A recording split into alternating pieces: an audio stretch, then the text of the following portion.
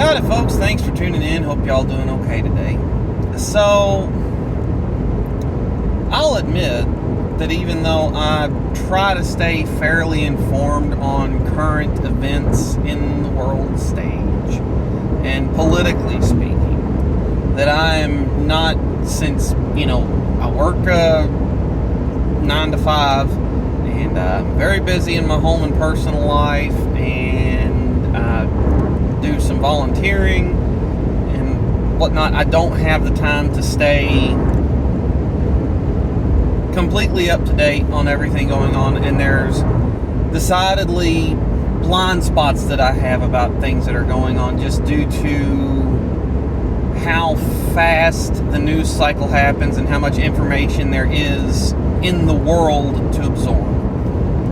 That said, I do have an opinion on something. The Russia-Ukraine situation. So, I understand that the U.S. gets a lot of its oil from Russia. I understand it's been happening for a long time. The part about it that really upsets me, as far as the way the U.S. has dealt with Russia and dealt with this situation, is how limited we are in what we can do that's not gonna shoot ourselves in the foot.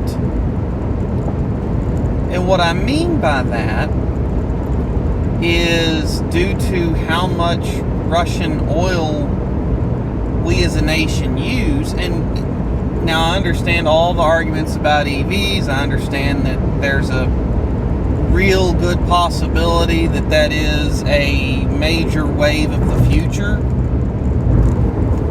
in cars.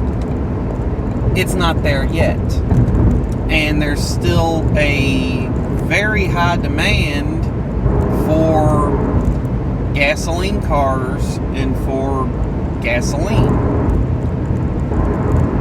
So the part about it that really irritates me is Biden came in and he halted production on Keystone XL pipeline. I understand it wasn't operational yet, but it was going to be. And then he greenlit Nordstream 2. Now, I understand that if you put the United States rate of EV adoption on a scale that one, or those two things, Keystone XL being stopped and Nordstream 2 being greenlit, that doesn't swing the rates of EV adoption all that much. I get that. But if Keystone XL had been approved, it would have been another year and change closer to completion. If Biden would have, even if he would have hey, I'm going to green light all the pipelines,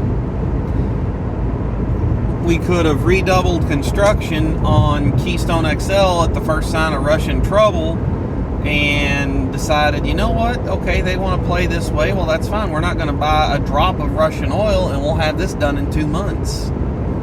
As it stands right now, Biden is not wanting to allow any new drilling, fracking, whatever, to help the American people, while simultaneously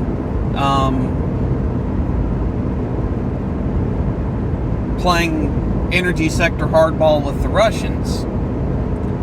And there's a lot of other European nations that are doing the same thing, and so you've got a lot of nations that are refusing to buy European oil. Okay, fine. So we've got to buy oil from OPEC, or we've got to buy oil from anywhere else in the world that will sell to us. Okay, fine. That's the way it is. But you all of a sudden have an increased demand on oil out of specific regions due to Russian aggression, driving the prices up. If the U.S. would have let Keystone XL complete, we could have either A, been in much better shape as far as our current gas prices, or B, helped the entire world and we all would have seen an increase, but not near as bad because we could have exported a lot of that oil. So that's what I got to say. Keystone XL, good. Nordstream 2, bad. Biden was stupid in this one instance, and the fact that he's not allowing, construction on this pipeline is really stupid. And the fact that he's not opening up, allowing even just temporary, hey, give you a year to get all the oil out of federal lands that you want. The fact that he's not doing that, really stupid. So, that's what I got to say, folks. Thanks for tuning in. Catch y'all next time.